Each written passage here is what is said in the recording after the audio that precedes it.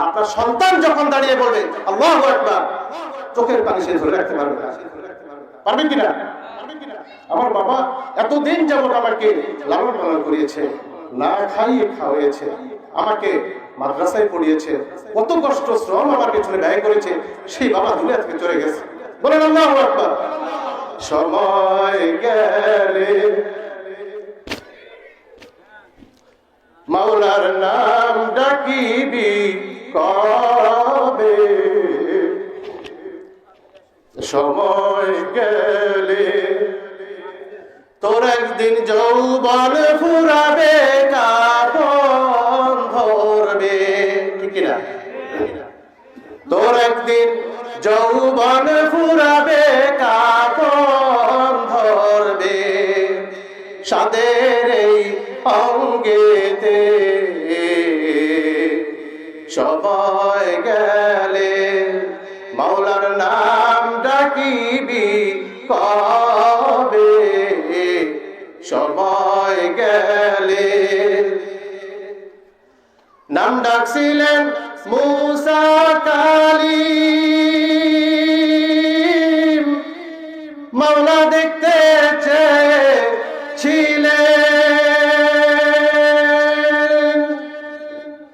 ওরে মাওলাই কইলেন লান তারানি, বলেন আল্লাহু আকবার।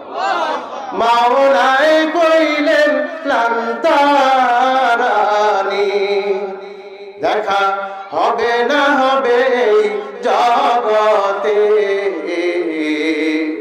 সময় গেলে মাওলার নাম ডাকিবি কবে, সময় গেলে তোর একদিন যৌবন ফুরাবে, কাপন ধরবে, ঠিক কিনা?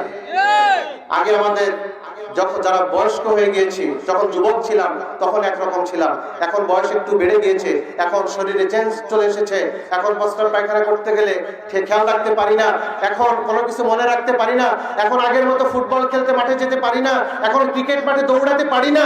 আগে পারতাম, আগে অনেক কিছুই করতে পেরেছি, এখন আস্তে আস্তে কমে যাচ্ছে। ভুল না সঠিক?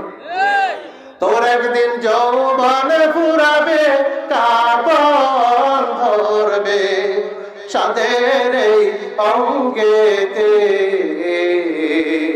সময় গেলে।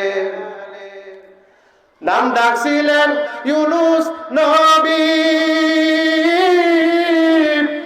পানির নিচে ছিলেন ডুবি, ওরে মাছের পেটে থাইকা শেষ, ওরে মাছের পেটে থাইকা শেষ, মাওলার নাম ভুলিলেন না রে, সময় গেলে মাওলার নাম ডাকিবি কবে, সময় গেলে। এই জন্য রব্বুল আলামিন ডাক দিয়া বলেন, ওই সন্তানকে যদি তুমি কোরআন হাদিসের শিক্ষা না দাও, ওই সন্তানকে যদি দ্বীন ইলম শিক্ষা না দাও, ওই সন্তানকে যদি তুমি কিভাবে নামাজ পড়তে হবে, কিভাবে তার নখ কাটতে হবে, কিভাবে গোসল করতে হবে, কিভাবে ফরজ গোসল করতে হবে, কিভাবে জানাজার নামাজ পড়তে হবে, কিভাবে পবিত্রতা অর্জন করতে হবে, এই শিক্ষাটা তোমাকে মাদ্রাসায় দেওয়া হয়, ঠিক কিনা?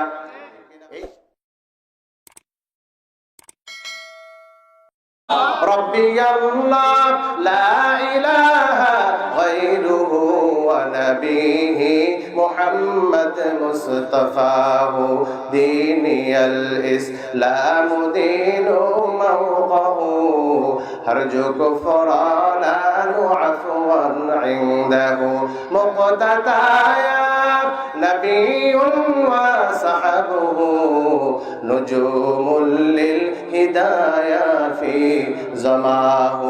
বলেন আল্লাহু আকবার। রব্বুল আলামিন বলেন যারা আলোচনায় বসতে পেরেছে তারা ভাগ্যবান, তাদের গুনাহ মাফ। আল্লাহ পাক বলেন ইন্নাল হাসানাতি ইউযহিবিনাস সাইয়্যাত। বান্দা যখন কোন নেক কাজ করে বান্দার গুনাহগুলো আমি মাফ করে দেই। বলেন সুবহানাল্লাহ। শুধু মাফ করে দেই না, তার ওই আমলনামা ফাঁকা হয়ে গেল, গুনাহ তো আমি মাফ করে দিয়েছি, ওই জায়গা আমি আবার নেক দ্বারা পূরণ করে দেই। বলেন সুবহানাল্লাহ। তাহলে আমরা লাভবান কিনা?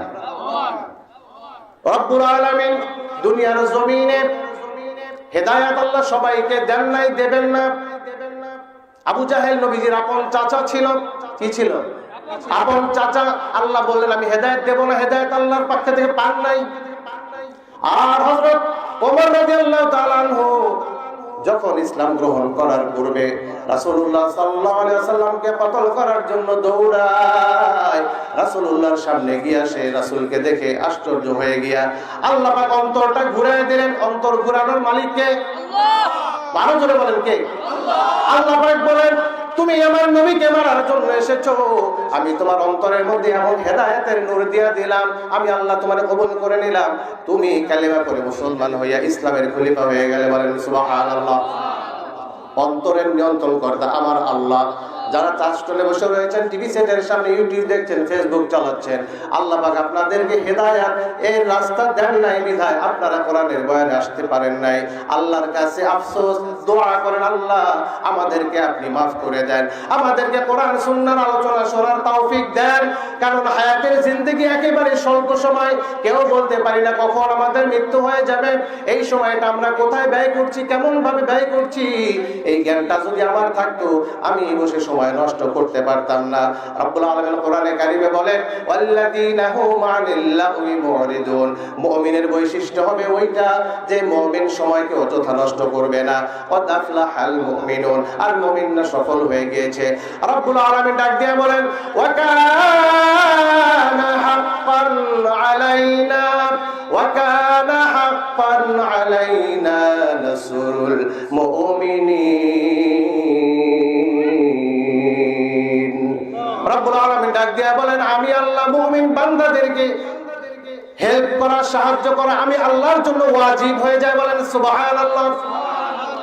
আল্লাহ পাক বলছেন যারা মুমিন তারা অযথা সময় নষ্ট করে না, তারা সালাত আদায় বিনয়ী হয়, তারা যাকাত আদায় করে, তারা চোখের হেফাজত করে, তারা জবানের হেফাজত করে, তারা লজ্জাস্থানের হেফাজত করে, তারা মিথ্যা বলে না, ঘুষ খায় না, সুদ খায় না, তারা বেনামাজি হতে পারে না, তারা আমি আল্লাহ বিরোধী কোনো কাজ করতে পারে না। আর তারাই হলো মুমিন, তাদের জন্য রয়েছে দুনিয়াতেও শান্তি, আখিরাতেও। রব্বুল আলামিন বলছেন উলাইকা হুমুল মুমিনুনা হাক্কান। যদি তোমরা প্রকৃত মুমিন হও লাহুম মাগফিরাতুন ওয়া রিজকুন কারীম। রব্বুল আলামিন ডাক দিয়া বলেন যদি তোমরা প্রকৃত মুমিন হও তোমাদের জন্য রয়েছে ক্ষমা। বলেন সুবহানাল্লাহ। ওয়া রিজকুন কারীম। তোমাদের জন্য রয়েছে সম্মানজনক জীবিকা। বলেন সুবহানাল্লাহ। শুধু ক্ষমা নয়, সম্মানজনক জীবিকা দিবেন আল্লাহ। রিজিকের মালিক কে? আমরা চাকরি করি সেজন্য খাই। আল্লাহ পাক যদি রিজিকের ফয়সালা না রাখেন কোশ্চেন কালেও সম্ভব নয়। আপনার আমার এই অক্সিজেন গ্রহণ করছি, কোনো বিল দেয়া লাগে না, পানি গ্রহণ করছি, কোনো বিল দিতে হচ্ছে না। আল্লাহ পাকের জন্য সিজদায় মাথা অবনত কেন করছি না আমরা?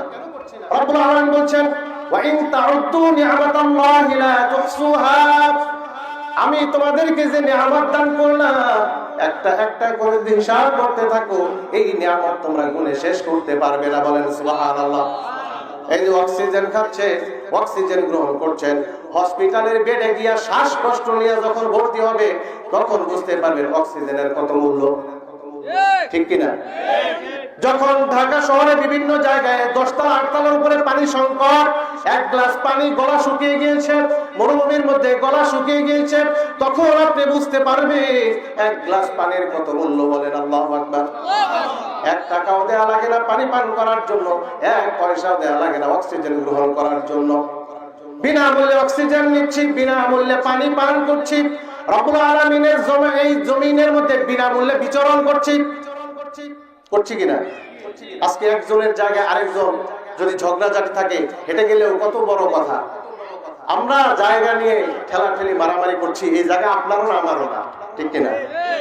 এই সামান্য সময়ের বাহাদুরি পাইয়া কত তাকাব্বরি মাতাব্বরি অহমিকা কাজ করছে। অথচ আল্লাহ পাক বলছেন কুল্লু মান আলাইহা ফান, সব শেষ হয়ে যাবে। বলেন আল্লাহু আকবার। সব কিছু কি হয়ে যাবে? শেষ হয়ে যাবে, কিচ্ছু থাকবে না। এই জন্য আল্লাহ পাক বলছেন দুনিয়ার জমিনে আমি আল্লাহ রাব্বুল আলামিন তোমাদেরকে সৃষ্টি করেছি, পাঠিয়েছি। আমি আল্লাহকে তোমরা যখন আসবে তখন আমি আল্লাহ তোমাদের ঘোষণা দিয়েছিলাম আলাস্তু বিরাব্বিকুম ক্বালু বালা, তোমাদেরকে আমি বলেছিলাম আমি আল্লাহকে তোমাদের রব নই। আমরা রূহ জগতে স্বীকার করে এসেছি, হ্যাঁ আমরা আপনি আমাদের রব, কিন্তু মুখে বললাম, নামাজের মধ্যে দাঁড়াইয়া বলি আলহামদুলিল্লাহি রাব্বিল আলামিন আর রহমানির রহিম মালিকি ইয়াউমিদ্দিন ইয়্যাকা না'বুদু ওয়া ইয়্যাকা নাস্তাঈন ইহদিনাস সিরাতাল মুস্তাকিম সিরাতাল লাযীনা আন'আমতা আলাইহিম গায়রিল মাগদুবি আলাইহিম ওয়ালাদ-দাল্লিন।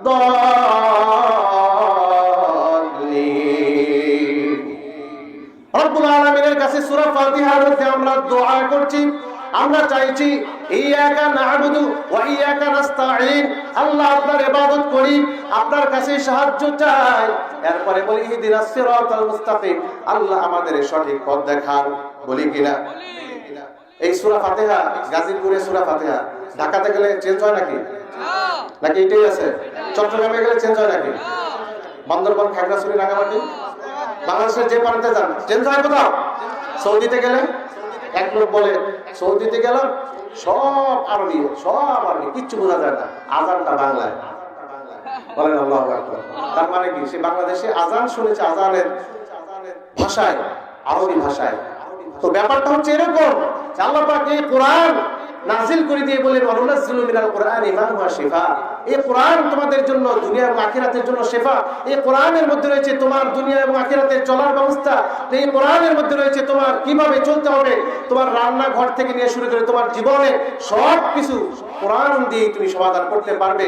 আজকে আফসোস, আর মুসলমান এই কোরআনে কারীমকে অনুকরণ করে বিভিন্ন ধর্মের লোকেরা উপকৃত হচ্ছে, আর আমরা এই কোরআনকে শুধু বুকে ধরে চুমু খেয়ে রেখে দিচ্ছি।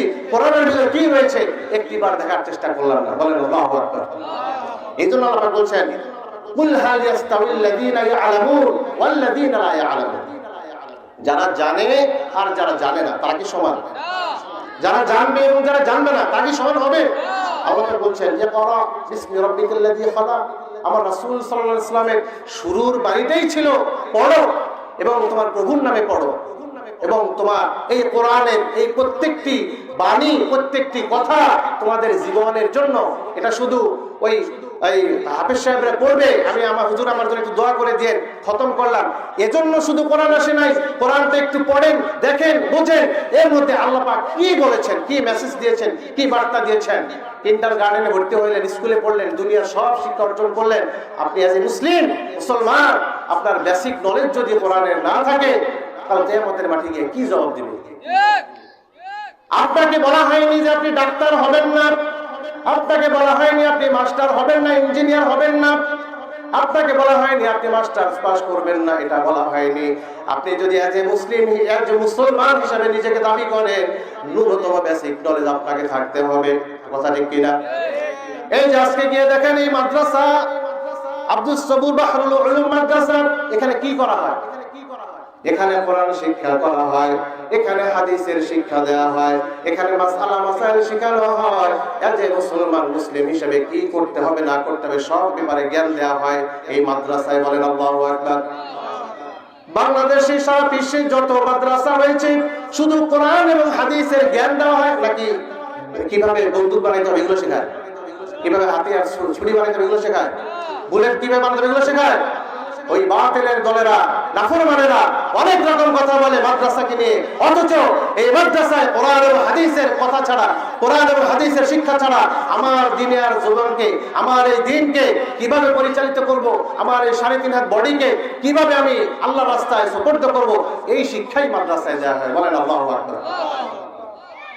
একটা বিষয় চিন্তা করেন, আপনি মনে কবরে গেছেন, আপনার সন্তান বিসিএস ক্যাডার, আপনার সন্তান ডাক্তার, আপনার সন্তান ইঞ্জিনিয়ার। বলেন তো, জানাজা যখন আপনার দেয়া হবে, ওই সন্তান জানাজায় গিয়া জানাজা দিতে পারবে, পড়াতে পারবে কিনা? সম্ভব?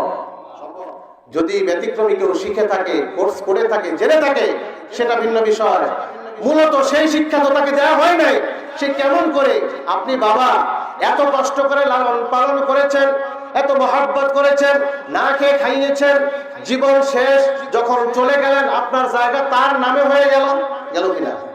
সন্তানের নামে জায়গা জমি দিয়ে দিয়েছে, বাবা তাই তো করি আমরা, তাই করি কিনা? সন্তানকে আমরা এতটাই ভালোবাসি, কিন্তু একটা বিষয় আমাদের মাথায় আসলো না।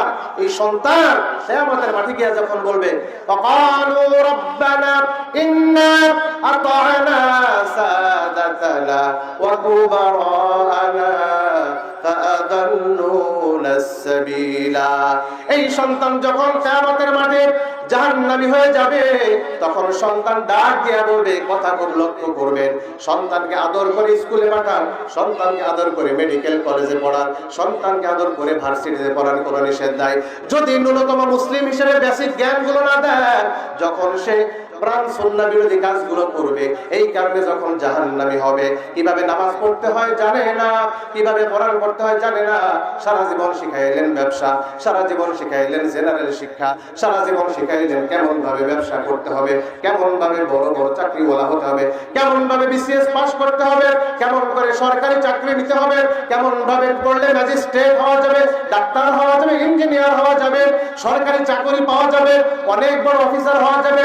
এই জন্য মেহনত করলেন, কিন্তু যখন কোরআন এবং হাদিসের মেহনত করেন নাই, আপনি যখন জানাজা হবে আপনার, তখন ওই হুজুর দাঁড়ায় আর মোনাজাত করবে, একদম সঠিকভাবে আমার সাথে কথা বলে উত্তর দিবেন, আমি হুজুর আপনার জন্য দোয়া করা আর আপনার সন্তানের দোয়া দুটা কি এক হবে কিনা? আপনার জন্য আমার, একদম বাস্তব কথা যেটা, কেউ কষ্ট নেবেন না, আপনার জন্য আমার চোখে পানি আসবে। যদি মহব্বত থাকে, মুআমালাত মুআশারাত থাকে, সেই ক্ষেত্রে লোকটা ভালো ছিল বা লোকটা এমন করেছিল বা এমন বিপদে পড়েছিলাম, আমাকে উপকার করেছিল, একটা বিষয় মনে আসবে, একটা অংশের কথা লাগবে। বাট সন্তানের যে বেদনা, এটা কি আমার আসবে? কারণ আসবে। অনেক বড় আলেম ওলামা ডাক দিয়ে জানাজা দিলেন, মোনাজাত করালেন, হাদিয়া দিলেন, হুজুর দোয়া করে দিল, এই পর্যন্তই শেষ। হুজুর এরকম আরো কত জনের জানাজা পড়াইতেছে, কত জনের দোয়া রক্ষা করতেছে, হুজুরের কি এতটা মনে আছে? একদম বাস্তব কথা বলছি। আপনার সন্তান যখন দাঁড়িয়ে বলবে আল্লাহু আকবার, চোখের পানি সে ধরে রাখতে পারবে না, পারবে কিনা? আমার বাবা এতদিন যাবত আমাকে লালন পালন করিয়েছে, না খাইয়ে খাওয়াইয়েছে, আমাকে মাদ্রাসায় পড়িয়েছে, কত কষ্ট শ্রম আমার পেছনে ব্যয় করেছে, সেই বাবা দুনিয়া থেকে চলে গেছে। বলেন আল্লাহু আকবার। সময় গেলে মাওলার নাম ডাকিবি কবে, সময় গেলে তোর একদিন যৌবন ফুরাবে, কাপন ধরবে, ঠিক কিনা? এই শিক্ষাটার জন্য তোমাকে মাদ্রাসায় এসে তোমার 3.5 হাত বডিটা পবিত্র করা বুঝতে হবে। এজ এ মুসলমান হিসেবে, ওই যে তুমি মরে কবরে গিয়েছো, জানাজার জন্য ওলামা ডেকে আনছো, ওলামা হুজুর জানাজা দেবে, বেশ ঠিক আছে, হুজুর দোয়া করবে, সদা যে গতানুগতিক যে দোয়া আছে সেই দোয়া করবে। তুমি সন্তান যদি, তোমার বাবা যদি মাইয়েত হয়, তোমার যে দোয়া আর হুজুরের দোয়া সমান হবে না, হবে কিনা?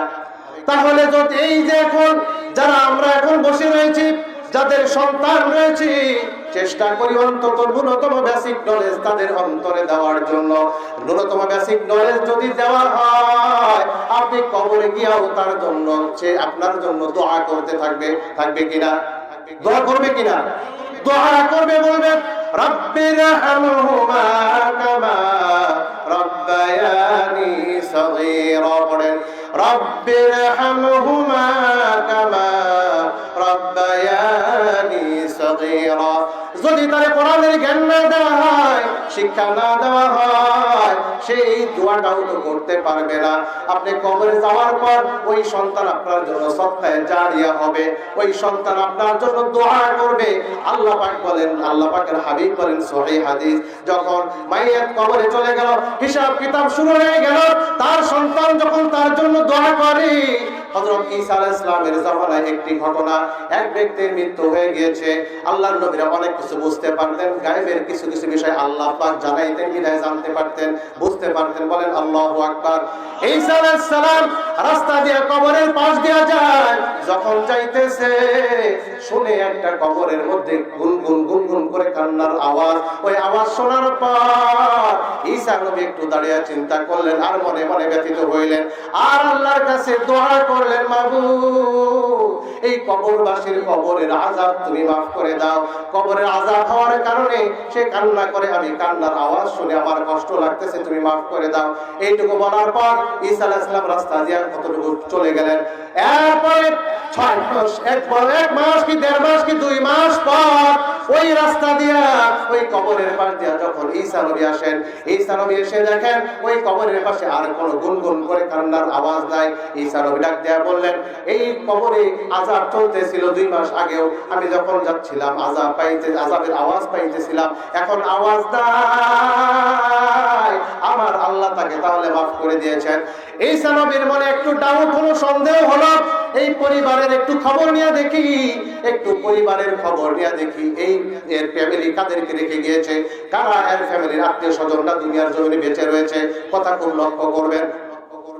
যখন খোঁজ দিতে গেলেন, খোঁজ দিতে যায় দেখে এই যে লোক মারা গেছে তার যে স্ত্রী রয়েছে, স্ত্রী যখন দুনিয়ার জমিনে ওই স্বামীর শোকে আত্মহারা ব্যাকুল কান্নাকাটি করছে, স্ত্রীর কাছে গিয়ে ডাক দেয়া বলেন, মাইয়াতের তুমি স্ত্রী, তোমাকে আমি এই মাইয়াত সম্পর্কে একটু জানতে চাই, এই কবরবাসী সম্পর্কে জানতে চাই, তুমি একটু আমার কাছে বলো তোমার স্বামী কি কি করেছে, কেমন করেছে, কেমন লোক ছিল।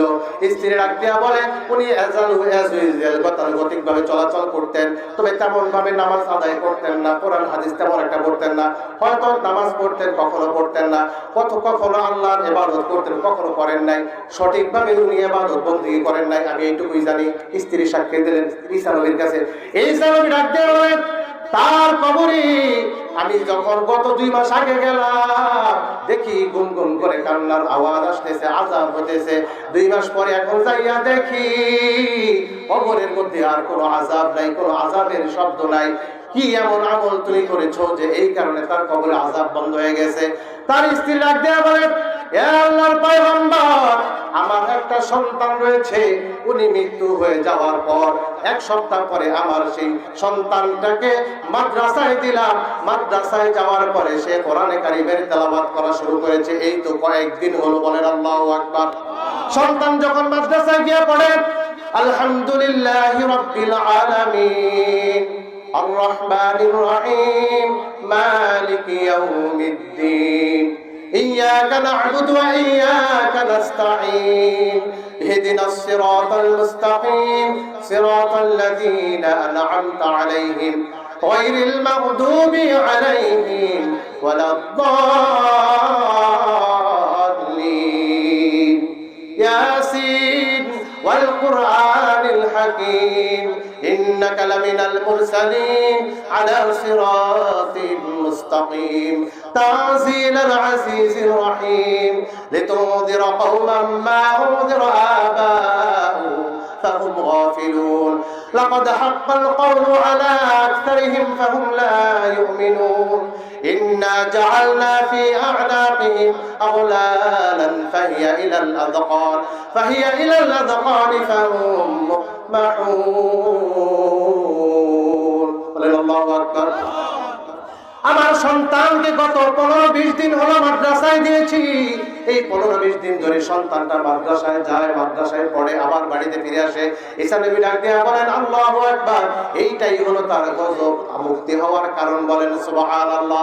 সন্তান যখন গিয়ে মাদ্রাসায় বলে, আলহামদুলিল্লাহি রাব্বিল আলামিন আর রহমানির রহিম, আয় আল্লাহ তোমার প্রশংসা, সকল প্রশংসা আল্লাহ তোমার, আয় আল্লাহ তুমি রহমান, তুমি রহিম। আল্লাহ ডাক দিয়ে বলেন, যে যেই বান্দা গজবে নিপতিত হয়েছে, আযাবের মধ্যে নিপতিত হয়েছে, তার সন্তান ডাক দিয়া বলে আমি নাকি মহান, আমি নাকি সকল প্রশংসা আমার জন্য। তার সন্তান ডাক দিয়া বলে আমি নাকি রহমান রহিম। আয় আল্লাহ, আল্লাহ পাক ডাক দিয়া বলে ও আমার ফেরেশতা, যাও তাড়াতাড়ি যাও, আমার ওই বান্দার কবরের আযাব তুমি মাফ করে দাও। जिंदगी में बंदगी तू करना है, जिंदगी में बंदगी तू करना है, जिंदगी में बंदगी शर्मिंदा है, जिंदगी में बंदगी शर्मिंदा है। आए थे हम कुछ न कुछ खरीद को, आए थे हम कुछ न कुछ खरीद को, दुनिया में हो दुनिया का ताला गाना हो, दुनिया एक मिसल का खुशबूल है, दुनिया एक मिसल का खुशबूल है, जिंदगी में बंदगी तू करना है, जिंदगी में बंदगी शर्मिंदा है, जिंदगी में बंदगी शर्मिंदा है। বলেন আল্লাহু আকবার। তাহলে সন্তান মাদ্রাসায় দেওয়ার দরকার আছে কিনা? আছে কিনা? ছেলে হোক মেয়ে হোক নিয়ত করে ফেলে মাদ্রাসায় সন্তানকে অন্তত দিবেন। আমি বলছি না হাফেজা আলেমা বানাতে হবে, আমি অতটুকু বলছি না, অন্তত বেসিক নলেজ যতটুকু আছে ততটুকু দেওয়ার চেষ্টা করেন। আর যদি মনের নিয়তকে খাঁটি করতে পারেন, আলেমা বানান, হাফেজা বানান, বানান না একজনকে আলেম একজন হাফেজ। আপনারা আমরা মনে করি যদি জেনারেল শিক্ষায় শিক্ষিত না হয় ভাতে মরবে, চালে মরবে, কিছু খেতে মানে তার কোনো কর্মসংস্থান থাকবে না, হুজুররা খুব নগণ্য পয়সায় চাকরি করে, এটা আমরা মনে করি, তাই না? এটা মনে করি কিনা? কিন্তু রিজিকের মালিককে আপনারা মানে মনে করার মধ্যে ভুল আছে, কিন্তু আল্লাহ পাকের সিদ্ধান্তে কোনো ভুল। ওই যে তিমি মাছ, ওই যে বনের পশু, তারা কি কোনো চাকরি করে? ওই তিমি মাছ কোনো ব্যবসা করে? বেঁচে আছে কিনা? বেঁচে আছে কিনা? আকাশে পাখি ওড়ে, কোথাও চাকরি করে, কোথাও ব্যবসা করে, বেঁচে আছে কিনা? আমাদের ইয়াকিনের সমস্যা, ঈমানের সমস্যা, আমাদের বিশ্বাসের সমস্যা। মূলত রিজিক কিন্তু উনি দিচ্ছেন। বলেন আল্লাহু আকবার, বলেন আল্লাহু আকবার। যদি আল্লাহ পাক নাই দিতেন, কোরআনে আল্লাহ পাক বলতেন না ওয়ামা মিন দাব্বাতিন ফিল আরদ ইল্লা আলাল্লাহি রিজকুহা ওয়া ইয়ালামু মুস্তাকাররাহা ওয়া মুস্তাওদাআহা কুল্লুন ফি কিতাবিম মুবিন। हर के दारत खौफ हक दर्दिल मदार, हर के दारत खौफ हक दर्दिल मदार, जन्नतुल मवाद हद उरा मकाम जुज़बा हक ची जे मखाज सुजा फजले उआ मस्त दर जुमला जहा। बोलेन अल्लाहु আকবার। আল্লাহ পাক কোরআনে কারিমে ডাক দিয়ে বলেন লা নাসআলুকা রিজকান নাহনু নারযুকুক, তোমরা আমাকে খাবার দাও না, কোনো কিছুই দাও না, বরং আমি আল্লাহ তোমাদের রিজিকের ব্যবস্থা করি, খাবারের ব্যবস্থা করি। বলেন আল্লাহু আকবার। আল্লাহ পাক রিজিক কেমনে দেয়? ওই আকাশের পাখিগুলোর দিকে তাকালেই বোঝা যাবে আল্লাহ পাক কেমন রিজিক দেয়। মায়ের সন্তান গর্ভের মধ্যে যখন থাকে 9 মাস কিংবা 10 মাস, ওই সময় ওই বাচ্চাকে কোনো চাকরি করে? বাচ্চা কোত্থেকে খায়? একবার কল্পনা করছেন? রিজিক কে দেয়? আল্লাহ পাক ডাক দেয়া বলেন ওই গর্ভের সন্তানের রিজিক আমি আল্লাহ দেই, ওই পাখির রিজিক আমি আল্লাহ দেই, ওই বনের বাঘ, ওই বাঘের রিজিক আমি আল্লাহ দেই, সমুদ্রের তিমি মাছের রিজিক আমি আল্লাহ দান করি। আমি আল্লাহর উপরে যদি তোমরা ভরসা করতে পারো, আমি আল্লাহর উপরে যদি তোমরা ইয়াকিন করতে পারো, আমি আল্লাহই মালিক, আমি আল্লাহই তোমাদের খাওয়াবো। বলেন সুবহানাল্লাহ। রব্বুল আলামিন এই যে বলছিলাম মাদ্রাসার ব্যাপারে, একজন একজন সন্তান হাফেজা বানান আলেমা বানান, যদি সন্তান হাফেজা আলেমা হয় অন্তত আপনাকে কিয়ামতের মাঠে একজন আপনার ব্যাপারে কথা বলবে। আল্লাহ পাক কোরআনে আর হাদিসের মধ্যে রাসূল সাল্লাল্লাহু আলাইহি ওয়াসাল্লাম বলেন, আল কুরআনু শাফিউন মুশাফফাআত, যখন তোমার সন্তান কোরআনের জ্ঞান অর্জন করবে, হাদিসের জ্ঞান অর্জন করবে, ওই সন্তান কিয়ামতের মাঠে তোমার জন্য কিছুটা হলেও বলবে। তখন যখন তোমার জন্য সুপারিশ করবে, আমি আল্লাহ তোমাকে জাযাতের ফয়সালা করার জন্য আমি আল্লাহ ওই সন্তানকেই যথেষ্ট করে দিতেও পারি। বলেন সুবহানাল্লাহ। রব্বুল আলামিন বলেন, ফায়াগফিরু লিমান ইয়াশা ওয়া ইউআযযিবু মান ইয়াশা, আমি আল্লাহ চাইলে আযাব দিতে পারি, আমি আল্লাহ চাইলে তোমাদেরকে মাফ করে দিতে পারি। বলেন সুবহানাল্লাহ। এক ওয়াক্ত নামাজও পড়ি না, অন্তরের মধ্যে অনেক ভয়, নামাজ কালাম তো পড়ি না, আমি কিভাবে জান্নাতে যাব? আল্লাহ পাক বলেন, তোমার গুনাহ যত বড় আমি আল্লাহর রহমত তার চাইতেও বড়। বলেন সুবহানাল্লাহ। दुनिया में हो दुनिया का तलबगार न हो, बाजार से गुजरे हो खरीदार न हो, ये दुनिया एक मिसल का खुशगुल है, ये दुनिया एक मिसल का खुशगुल है, जिंदगी में बंदगी तू करना है, जिंदगी में बंदगी तू करना है, जिंदगी में बंदगी शर्मिंदा है, जिंदगी में बंदगी शर्मिंदा है। बोलें अल्लाहु আকবার। এই জন্য রব্বুল আলামিন বলছেন, দুনিয়ার জমিনে রিজিকের মালিক আমি আল্লাহ, আমি আল্লাহই খাওয়াই, আমি আল্লাহই পড়াই, আমি আল্লাহ তোমাকে রিজিকের ব্যবস্থা করেছি। একটাবার চিন্তা করে দেখেন, আপনি আমি সুস্থ শরীরে বসে আছি, হঠাৎ করে যদি শরীরটা গরম হয়ে যায়, অসুস্থ হয়ে যায়, বমি শুরু হয়, পাতলা পায়খানা শুরু হয়, যদি কোনো অসুস্থ হয়ে যায় সাথে সাথে বিছানার মধ্যে পড়ে থাকতে হবে। যদি তারও থেকে আরো বেশি অসুস্থ হয়ে যায় হসপিটালের বেডে যাওয়া, ভর্তি হওয়া লাগবে। কথা ঠিক কিনা? আপনার আমার শরীরের গ্যারান্টি কেউ দিতে পারি না। কিসের বাহাদুরি, কিসের এত অহংকার, কিসের সময় নষ্ট করা? যখন সুস্থ আছি তখন বসে মোবাইল ফোন টিপছি, ফেসবুক চালাই, ইউটিউব চালাই, 5 ওয়াক্ত নামাজ হয়ে যায়, নামাজের দিকে কোনো খবর নাই। আল্লাহ পাক এই যে সামনে রোজা আসতেছে, এই রোজা হলো আমাদের জন্য গুনাহ মাফ করার একটা মাধ্যম। বলেন সুবহানাল্লাহ। يا أيها الذين آمنوا كتب عليكم الصيام كما كتب على الذين من قبلكم لعلكم تتقون। রব্বুল আলামিন ডাক দিয়ে বলেন, তোমাদের জন্য রোজা ফরজ করা হয়েছে। এই রোজা রমজানের রোজা তোমাদের জন্য ফরজ করা হয়েছে এবং পূর্ববর্তীদের উপর ফরজ করা হয়েছিল, যাতে করে তোমরা মুত্তাকি হতে পারো। এই জন্য কোরআন হাদিসের শিক্ষা নেওয়ার জন্য, নামাজের শিক্ষা নেওয়ার জন্য, রোজার শিক্ষা নেওয়ার জন্য মাদ্রাসায় আসতে হবে কিনা? বলেন, আশা লাগবে কিনা? মাদ্রাসায় আসেন, মসজিদে আসেন, ইমাম আলেম ওলামাদের কাছে আসেন। আপনার যতটুকু কাজ রয়েছে এই কাজের ফাঁকে একটু সময় ওলামার পিছনে দেন।